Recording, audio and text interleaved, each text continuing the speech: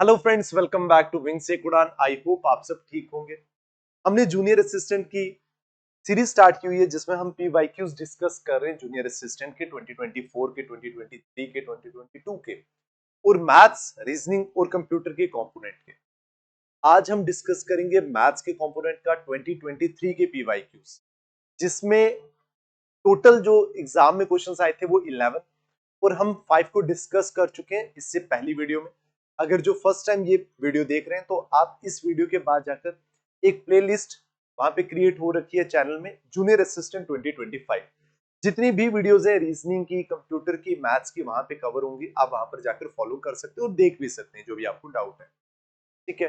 बाकी जैसे जैसे हम पीवाईक्यूज कंप्लीट करेंगे साइमल्टेनियसली हम साथ में एक एक टॉपिक पकड़ेंगे, मैथ्स का, रीजनिंग का, और उसको भी कवर करते चलेंगे और डिस्कशन भी करेंगे उसके ऊपर। ठीक है। तो आज हम स्टार्ट करते हैं जूनियर असिस्टेंट 2023 के पीवाईक्यूज मैथ्स के कंपोनेंट। रेस्ट जो हमारे 6 क्वेश्चंस रह गए थे, ठीक है, ये फर्स्ट 5 क्वेश्चंस हम कंप्लीट कर चुके हैं ऑलरेडी। 6th क्वेश्चन से हम स्टार्ट करें। देखिए, अब 6th क्वेश्चन जो है वो एवरेज का है। The average of a set of 10 numbers is 25। अब ये मैंने लास्ट वीडियो में डिस्कस किया था कि जो एवरेज का फॉर्मूला होता है वो sum of observations divided by number of observations,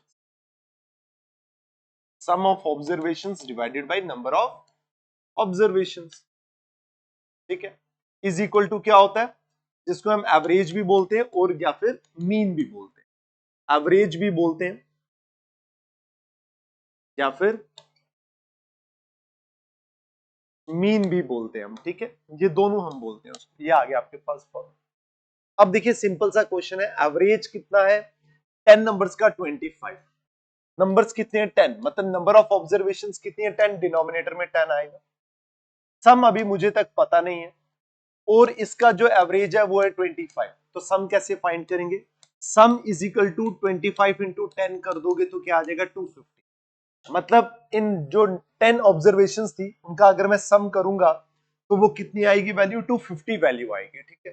if the sum of two numbers is 50, कह रहे हैं इन 10 में से दो ऐसे नंबर है जिनका सम 50 है। अगर 50 है तो आप बताइए what is the average of the remaining 8 numbers. अगर दो का सम 50 है तो जितने रिमेनिंग बचे हैं नंबर्स उनका एवरेज कितना होगा? सिंपल सा क्वेश्चन है।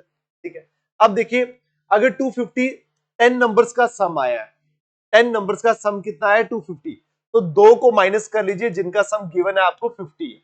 मैंने माइनस कर लिए, पीछे कितना बचा 200, और ये 200 बचा और आपको पूछ रहे हैं कि आप बताइए जी उन 8 का एवरेज क्या होगा। तो मुझे बताइए, अब आपको जो सम न्यू सम निकल कर आया वो कितना है? 8 पर्सन का या फिर 8 ऑब्जर्वेशन का कितना है? 200 डिवाइडेड बाई 8 आएगा, क्योंकि 2 निकल गया, आपको रिमेनिंग का पूछा गया, इजिकल टू आपको एवरेज पूछी। बस ये आपका आंसर हो गया। 8 2 16 कैरी गया 4, 8 5 कितना हो गया 40, 8 5 कितना हो गया 40 हो गया 25। यहां पे शायद गलत है, 25 आपका आंसर आएगा। समझ आ गया? Simple question. Last time student ने लास्ट वीडियो में, मैथ्स की वीडियो में कमेंट भी किया था कि सर थोड़ा लेमैन या सिंपल मेथड से करवाएं, इतना लेंथी करवाने की जरूरत नहीं। देखो बेटा, अब कुछ स्टूडेंट्स जो है वो ऑलरेडी पढ़े हुए हैं ना, उनको आता है। अब मैं उनको ये करवाऊंगा, उनको बड़ा लगेगा कि भाई बहुत हो गया ये इतना, हालांकि ये इसी तरह सॉल्व होगा, बट कुछ क्वेश्चंस थे। लेकिन बेटा कुछ स्टूडेंट्स बिल्कुल न्यू है जिनको मैथ्स का पता नहीं, तो एटलीस्ट आप ये कर सकते हैं कि अगर आपको लग रहा है तो आप उस पार्ट को स्किप कर दीजिए, फास्ट फॉरवर्ड कर दें, ताकि आपको भी जो जो आपने देखना है रिलेवेंट, जिसकी आपको नीड है, आप वो देख सकते हैं, बाकी वो स्किप करिए। और जिस बच्चे को जितना पूरा देखना है वो करना, क्योंकि मुझे अगर जिस क्वेश्चन में शॉर्ट ट्रिक होगी मैं शॉर्ट ट्रिक भी बताऊंगा, और जिस क्वेश्चन को एक कन्वेंशनल बेस से करना मैं वो भी सॉल्व करवाऊंगा, ताकि जो बच्चा अगर मेरा वीडियो देख रहा है उसको थोड़ा सा कुछ ना कुछ कंसेप्ट बैठ जाए। शॉर्ट ट्रिक से कभी कंसेप्ट नहीं बैठता, जस्ट वो शॉर्ट ट्रिक आती है। आप कन्वेंशनल से करेंगे तो ट्रिक आपको, मेथड भी समझ आएगा, ट्रिक भी समझ आएगी। ट्रिक लग रही है तो क्यों लग रही है, तो बेटा इसलिए मुझे दोनों चीजें बतानी है। ठीक है, बाकी आप स्किप कर सकते हैं, आपके हाथ में। ठीक है, चलिए अब देखिए, जूनियर असिस्टेंट का हमने कोर्स लॉन्च कर दिया हुआ है जिसमें डेली वीडियोस जो है वो अपलोड हो रही है। मैथ्स की, रीजनिंग की, इंग्लिश की, कंप्यूटर की और जीएस के कंपोनेंट की। जेएंड की ज्योग्राफी हमने स्टार्ट की हुई है जीएस के कंपोनेंट में। डेमोग्राफी वहां पे अपलोड हो चुकी है। मैथ्स में हमने परसेंटेज स्टार्ट किया हुआ है, नंबर सिस्टम कंप्लीट हो चुका है, उसके बाद रीजनिंग में हमने ब्लड रिलेशन अभी चल रहा है हमारा, तो ये अलग अलग हमने स्टार्ट की हुई है। तो अगर आप अभी तक अगर आप सोच रहे हैं या देख रहे हैं कि किस में एनरोल क्या होना है, तो हमने कुछ वीडियोस को ओपन भी करके रखे। आप हमारी एप्लीकेशन डाउनलोड करिए ऐप स्टोर से करें या फिर प्ले स्टोर से करें। डाउनलोड करने के बाद बेसिक डिटेल्स के बाद आप वहां पे स्टोर में जाकर आप ये सर्च करें, वहां पे मिल जाएगा, वीडियोस आपको ओपन मिल जाएंगी, वहां पर आपको जाकर देख सकते हैं कि आपको किस लेवल का कंटेंट और कितने डेप्थ में आपको पढ़ाया जाए, वो आप चीज देख सकते हैं। ठीक है बेटा, रिकॉर्डेड वीडियोस रहेंगी, इसमें रेगुलर टेस्ट रहेंगे, सेक्शनल जो टेस्ट रहेंगे वहां पे अपलोड रहेंगे, फैकल्टी जो है वो एक्सपीरियंस है सारे के सारे, आपको जो टेस्ट देंगे उसमें रैंक वाइज रिजल्ट आएगा, जो जब वो लाइव होगा तब आप देंगे, रैंक वाइज रिजल्ट आएगा, और स्टडी मटेरियल आपको मिलेगा पीडीएफ की फॉर्म। ये सारी चीजें मिलेंगी, ये मत वेट करो, सिलेबस आएगा, सिलेबस हमारा सेम ही रहेगा, ज्यादा डिफरेंस नहीं आएगा। प्लीज आप कंटिन्यू करें, ज्यादा टाइम मत वेस्ट करें। ठीक है, चलिए, बाकी आपको कोई डाउट आता है तो आप इन नंबर्स पे कांटेक्ट भी कर सकते हैं। ठीक है बेटा,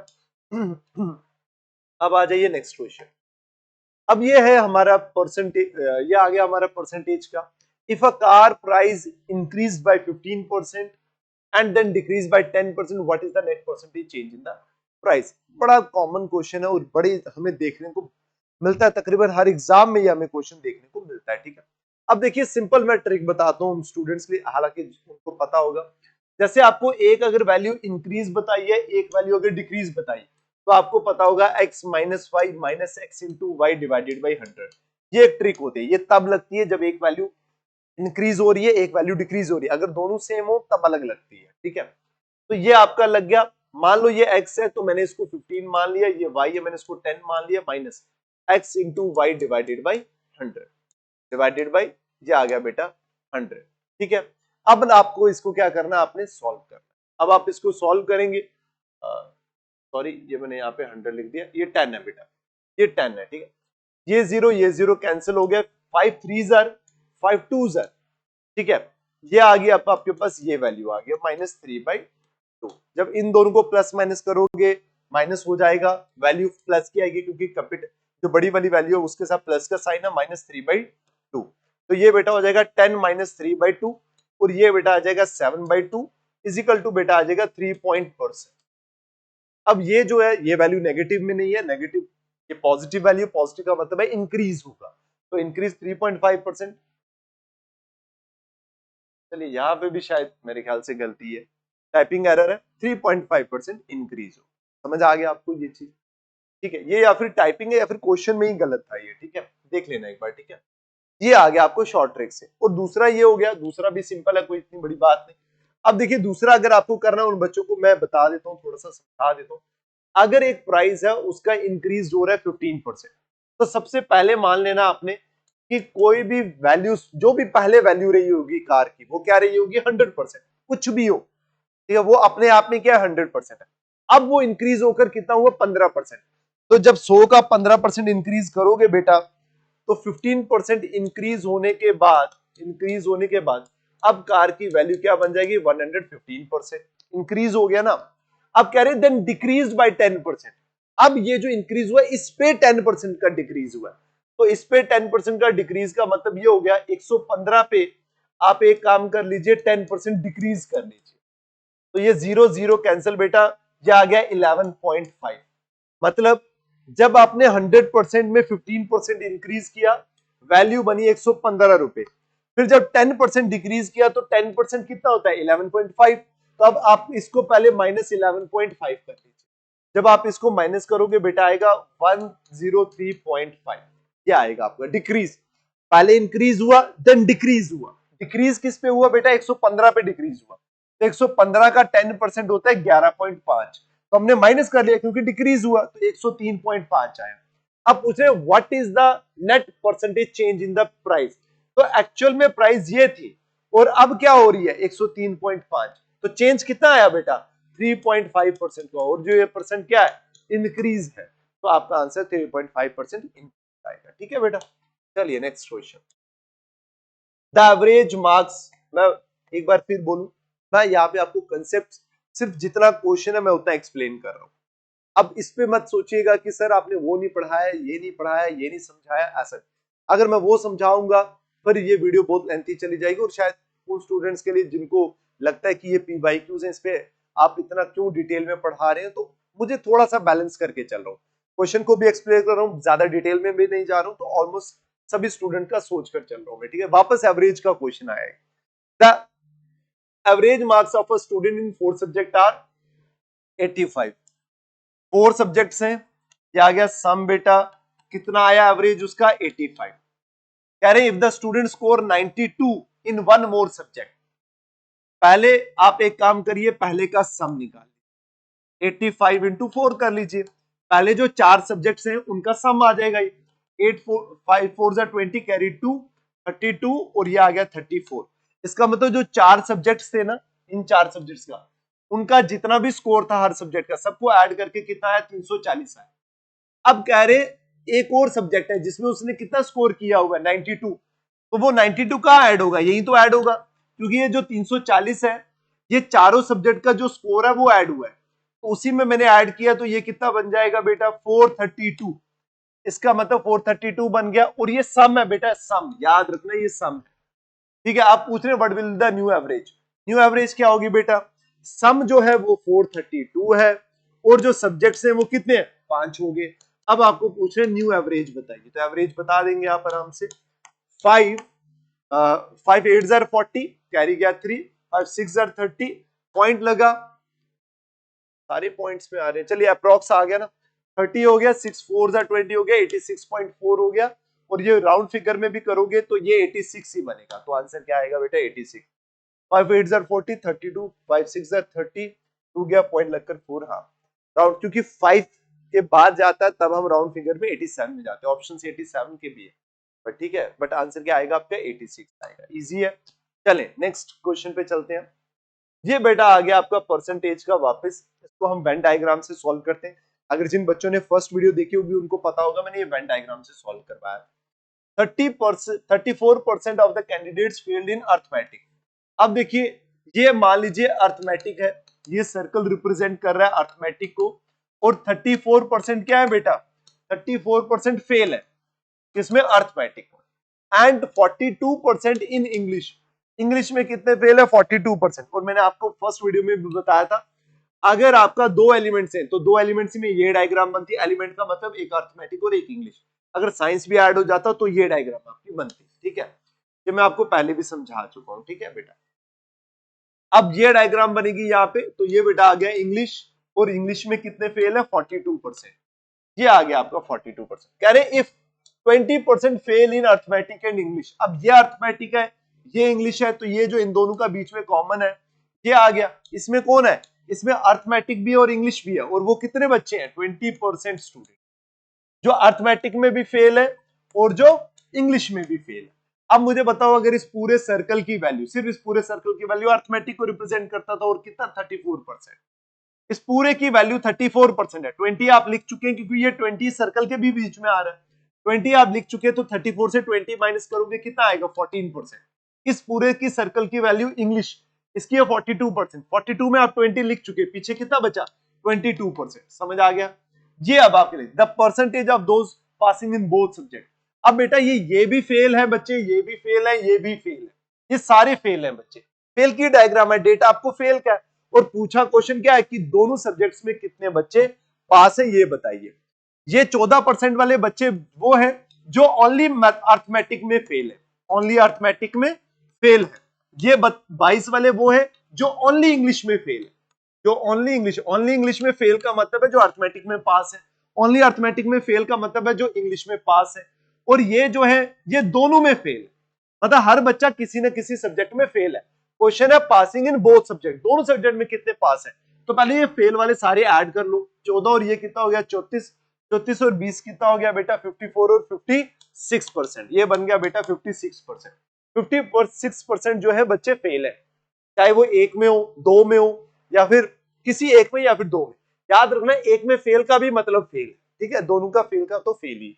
अब टोटल बेटा आ गया 56, और कोई भी चीज अपने आप में 100% होती है, 56 माइनस करोगे पीछे क्या बचेगा 44%, इसका मतलब 44% बच्चे जो है वो दोनों सब्जेक्ट में क्या है पास है। चलिए नेक्स्ट क्वेश्चन बेटा, ये आ गया आपका रेशियो का क्वेश्चन। अब देखिए ए और बी की आपको वैल्यू दी, रेशियो दी है 3:4, आपको बी और सी की भी दी है। अब बी मैं इसके नीचे क्यों लिख रहा हूं ये मैं आपको बताता हूं। बी और सी की रेशियो बेटा है 5 और 6, 6 है बेटा, और आपको पूछा है ए और सी की रेशियो क्या होगी, ये आपको पूछा गया है। अब देखिए इसको कैसे करना है।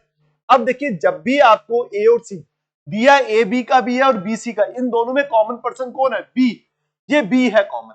आप क्या करो, बी को कॉमन कर लो, जैसे आप बी को कॉमन करोगे अपने आप बाकी रेशियोज भी सेम हो जाएंगे, देन आप इजिली ए और सी का फाइंड कर सकते हो। अब बी को कॉमन, एक में बी की रेशियो है 4, एक में रेशियो है 5, आप एक काम करो, इस पूरी रेशियो को मल्टीप्लाई कर लो, 5 से कोई फर्क नहीं पड़ेगा, इस पूरी को मल्टीप्लाई कर लो, 4 से कोई फर्क नहीं पड़ेगा। जब इसको मल्टीप्लाई करोगे 5 3 15 आ जाएगा, 5 4 20 आ जाएगा। जब इसको मल्टीप्लाई करोगे 5 4 20 आ जाएगा, और 6 4 क्या आ जाएगा, 24 आ जाएगा। ये रेशियो है ए से बी की, ये रेशियो है बेटा बी से सी की। अब ये दोनों सेम हो गए, इसका मतलब आप मर्ज कर सकते हो। मर्ज करोगे तो ए की रेशियो आ जाएगी 15, बी की आ जाएगी 20, सी की क्या आ जाएगी 24। ये है बेटा ए की, बी की और सी की। आपको पूछा है ए और सी का, तो 15 और 24, अब ये कैंसिल भी हो जाएगा। अब 3 के टेबल पे 5 और 3 के टेबल पे 8, तो 5:8 आपका आंसर आ जाएगा। ए और सी का 5:8 है। ऑप्शन डी में आपका आंसर आ जाएगा। ठीक है जी, चलो नेक्स्ट क्वेश्चन। एक एंड कंप्लीट, ये बेटा क्या आ गया, ये आ गया आपको टाइम एंड वर्क का। ठीक है, टाइम एंड वर्क में देखिए, एक and complete a task in 6 days. A जो है वो अपना काम कितने दिनों में खत्म करता है, 6 दिनों में। B can complete the same task, same task, वो कितना काम खत्म करता है, 12 दिनों में। इसका मतलब जो बी वाला पर्सन है वो थोड़ा ढीला है। अगर सेम काम एक पर्सन, अगर आप सेम काम है वो काम आप करते हो 5 दिन में, वही आपका फ्रेंड अगर 10 दिन में कर रहा है तो वो ढीला है, आराम से, उसकी एफिशिएंसी इतनी ज्यादा नहीं है। How many days will they take to complete the same task if they work together. कह रहे वही सेम काम अगर दोनों मिलकर एक साथ में करेंगे तो कितने दिनों में वो काम खत्म होगा। तो पहले काम कर लेते हैं, एज्यूम कर लेते हैं कि काम कितना है। वो कैसे एज्यूम करते हैं, हम वो फिगर उठाएंगे जो इन दोनों का मल्टीपल होगी। जैसे 24 मैंने एज्यूम किया है, ये 24 यूनिट्स, 24 यूनिट का मतलब है, यूनिट में कोई भी वैल्यू डाली, यूनिट मतलब चेयर बनाने का, 24 चेयर बनाने का काम, 24 घर बनाने का काम, यूनिट का मतलब वो आ गया। कोई भी एक रैंडम काम मैंने एज्यूम, रैंडम नहीं सॉरी, इन दोनों का मल्टीपल है ये। ठीक है, तो याद रखिए 24 यूनिट मतलब 24 चेयर्स, मान लो 24 चेयर का काम था। ए वो 24 चेयर जो बनाता था 6 दिनों में बनाता था। बी जो है वो 24 जो चेयर्स का बनाता था वो कितने दिनों में, 12 दिनों में बनाता। तो हम सबसे पहले फाइंड करते हैं सिंगल डे की एफिशिएंसी, सिंगल डे की एफिशिएंसी फाइंड करते हैं। तो मुझे बताइए अगर 6 दिन में वो 24 बना रहा है तो एक दिन में कितना बनाएगा, 24/6। तो मुझे बताइए 6 4 24, इसका मतलब एक दिन में ए जो है वो कितनी चेयर्स बना रहा है, 4। तो 6 दिनों में कितनी बना देगा, 24। सिंगल डे की एफिशिएंसी आ गई, ये एफिशिएंसी है बेटा, ये एफिशिएंसी है, एफिशिएंसी आ गई। ठीक है, 4। वहीं पे अगर बी की मैं बात करूं, ये ए की एफिशिएंसी, ए की। बी की अगर मैं बात करूं तो बी एक दिन में चेयर्स कितनी बनाता है, 2, क्योंकि 24 को जब मैं 12 से डिवाइड करूंगा, work done divided by number of days, तो क्या आएगा आपका, एफिशिएंसी आएगी। वो कितना आ गई बेटा, 2। अब मुझे बताइए एक दिन में वो 4 बना रहा है, बी एक दिन में 2 बना रहा है ना। तो अब बोल रहे हैं वो सेम काम, ये जो काम है 24 चेयर का, ये दोनों मिलकर करें। अगर दोनों मिलकर करेंगे मतलब ए प्लस बी, ए की एफिशिएंसी 4 है, बी की एफिशिएंसी 2 है, दोनों मिलकर एक दिन में कितनी चेयर्स बनाएंगे, 6 बनाएंगे। अगर दोनों मिलकर 6 बनाएंगे तो मुझे बताइए 24 चेयर्स को बनाने में उनको कितना टाइम लगेगा, 6 1 और 6 4 24, मतलब 4 दिनों में ये 24 की 24 चेयर दोनों मिलकर कंप्लीट कर देंगे। तो आंसर कितना आ जाएगा, 4। समझ आया, टाइम एंड वर्क का ये क्वेश्चन था। चलिए खत्म हो गया। अच्छा ये बेटा ये आपके 11 क्वेश्चन थे जो मैंने 2 वीडियोस में बनाए। पहली एक वीडियो अलग रखी हुई है, ये वीडियो अलग है। ठीक है, दोनों अलग अलग है। तो अब आपका ये 2023 का मैथ्स का कंपोनेंट भी कंप्लीट हो गया। अब मुझे आप कमेंट में बताइएगा कि क्या करना है क्या नहीं करना। अब मैं 2022 का पीवाईक्यू डिस्कस करूंगा, बट फिर भी आप मेरे साथ बात करते रहिए वहां पे, तो पता लगता रहेगा क्या करना और क्या नहीं करना। ठीक है, आई होप आपको मेरा पढ़ाया हुआ समझ आ रहा होगा। अभी मैं कंसेप्ट नहीं पढ़ा रहा, जस्ट क्वेश्चन एक्सप्लेन कर रहा हूं। कंसेप्ट जब मैं पढ़ाऊंगा, अगर आपको ये मत सोचिए इतना पढ़ाने से आपको सब कुछ समझ आ रहा है, नहीं, मैं क्वेश्चन को एक्सप्लेन कर रहा हूं, मैं सिर्फ पीवाईक्यूज को डिस्कस कर रहा हूं। डन, ठीक है। अब देखिए एक हमने कोर्स लॉन्च किया है 27 अक्टूबर को हमारा फाउंडेशन बैच स्टार्ट हो रहा है। 27 अक्टूबर को हमारा फाउंडेशन बैच स्टार्ट हो रहा है, जिसमें हमने नायब तहसीलदार, पटवारी, जेकेपीएसआई, कांस्टेबल, जो भी आगे आने वाली वैकेंसीज है, जेके एसएसबी का आप सबको पता है 80% सिलेबस कॉमन होता है। इस 80% को ही माइंड पे रखकर हमने एक फाउंडेशन बैच स्टार्ट किया हुआ है। 2026 मतलब 2026 में जो पेपर आने वाले, जो बच्चे आगे गवर्नमेंट एग्जाम की प्रिपरेशन करना चाह रहे हैं, जो सोच रहे हैं कि हमने गवर्नमेंट एग्जाम को क्वालिफाई करना, स्टेट में ही रहना, स्टेट के पेपर को क्वालिफाई करना, तो बेटा ये आपके पास राइट टाइम है, क्योंकि विंटर्स का टाइम है, प्रॉब्लम भी नहीं। अगर बाहर से आप आते भी हैं, जम्मू में गर्मी का भी मसला नहीं है, तो आप रहकर आराम से थोड़ा सा कंफर्टेबल रहेंगे आप। और जैसे जैसे सर्दियां आपकी खत्म होंगी, आपका सिलेबस भी कंप्लीट हो चुका होगा, है ना, वो भी एक एडवांटेज है। प्लस बाकी तो आपने पढ़ना ही पढ़ना ना, बाकी ये तो वेदर का कोई मसला नहीं है, पढ़ने वाले तो गर्मियों में भी पढ़ते हैं, सर्दियों में भी पढ़ते हैं। बेटा आपने, अगर आप चाहते हैं कि आपका फाउंडेशन स्ट्रांग हो जाए, नोटिफिकेशन आने से पहले आपकी इतने लेवल की प्रिपरेशन हो जाए कि आप सिलेबस देखें और बोले कि हाँ यार मुझे तो 60% 70% आता है, तो उससे एक कॉन्फिडेंस आएगा आपको कि हाँ ये पेपर आप क्वालिफाई कर सकते हो। अदरवाइज बेटा कंपटीशन बहुत है, लेट स्टार्ट करोगे लेट लिस्ट में नाम आएगा, जितना जल्दी स्टार्ट करोगे उतनी जल्दी लिस्ट में नाम आएगा, सिंपल सी चीज है। बाकी आप समझदार खुद भी हो सारे के सारे, ठीक है। तो बस हाँ ये है कि आप थोड़े नॉन सीरियस हो सकते हैं, बट समझदार सब है कि पढ़ना जरूरी क्यों। तो बेटा ये हमारे बैचेस हैं, आप ज्वाइन कर सकते हो। डेमो क्लासेस ऑनलाइन भी बैच हमारी अवेलेबल रहेगा, ऑनलाइन में भी लाइव क्लासेस होंगी, जो बच्चे ऑफलाइन नहीं आ सकते वो ऑनलाइन अटेंड कर सकते हैं। कुछ हम ओपन रखेंगे क्लासेस को, आप क्लासेस देख सकते हैं कैसा पढ़ाया जा रहा है, कितनी डिटेल में पढ़ाया जा रहा है, सब आप देख सकते हैं। इसमें रेगुलर टेस्ट सीरीज रहेगी आपकी, वीकली टेस्ट रहेंगे, मंथ पहले आपको टेस्ट बता दिए जाएंगे कौन कौन से टेस्ट है, वो आपको वीकली भी टेस्ट रहेंगे। उसके बाद स्टडी मटेरियल रहेगा, ऐड रहेगा इसमें, और कोई डाउट रहेगा डाउट सेशन भी आपका लिया जाएगा, ठीक है। बाकी आपको जो बॉयज और गर्ल्स अगर बाहर से आ रहे हैं उनके लिए पीजी भी अवेलेबल है, हम आपको कॉन्टैक्ट डिटेल्स दे देंगे, आप वहां से उनसे बात करके अपनी कन्वीनियंट के अकॉर्डिंगली आप उनको भी ज्वाइन कर सकते हैं। अगर आपको कोई प्रॉब्लम आ रही है, इन नंबर्स पे आप कॉल करके रजिस्टर भी कर सकते हैं, और रजिस्टर भी कर सकते हैं नंबर्स पे कॉल करके कि आप इंटरेस्टेड हैं, तो रजिस्टर कर दीजिए आपको डेमो क्लासेस के लिए, वो भी आप कर सकते हैं, ठीक है। तो बेटा बस मिलेंगे नेक्स्ट वीडियो में, till then take care, bye bye, thank you so much.